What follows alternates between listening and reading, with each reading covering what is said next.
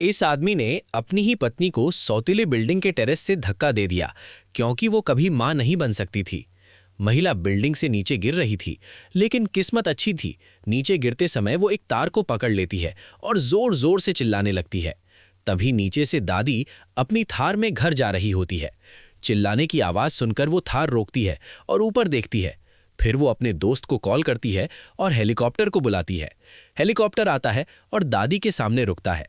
दादी हेलीकॉप्टर में चढ़ती है, फिर बिना जान की परवाह किए हेलीकॉप्टर से रस्सी के सहारे महिला को बचाने नीचे जंप मारती है। फिर वो उस महिला को पकड़ती है और दोनों ऊपर हेलीकॉप्टर में जाते हैं। दादी महिला को बचा लेती है।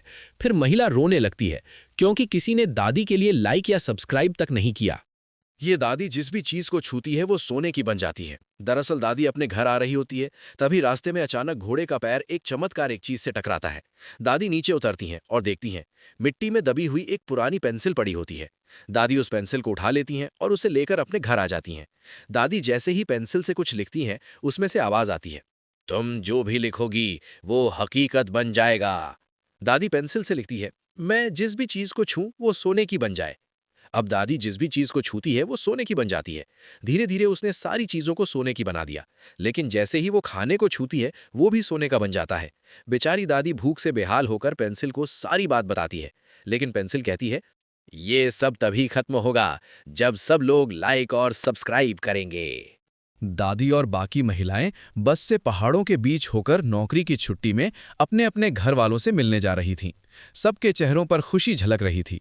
बस तेजी से पहाड़ी मोड़ों पर दौड़ रही थी, तभी एक बड़ी चट्टान से पत्थर टूटकर आया और बस से टकरा गया। तेज झटके से बस खाई की ओर लुढ़कने लगी। कुछ ही पल में बस का आधा हिस्सा खाई में लटक गया। सब महिलाएं डर से चीखने लगीं। घबराकर दादी ने तुरंत अपने रोबोट को फोन किया। रोबोट बिना एक पल गवाए अपनी बाइक पर दौड़ पड़ा। कुछ ही देर में वो वहां पहुंच गया। उसने रस्सी निकाली, बस से बांधी और पूरी ताकत लगाकर बस को खींचने लगा। धीरे धीरे बस खाई से बाहर आने लगी और आखिरकार सबकी जान बच गई। फिर भी किसी ने रोबोट के लिए लाइक और सब्सक्राइब नहीं किया।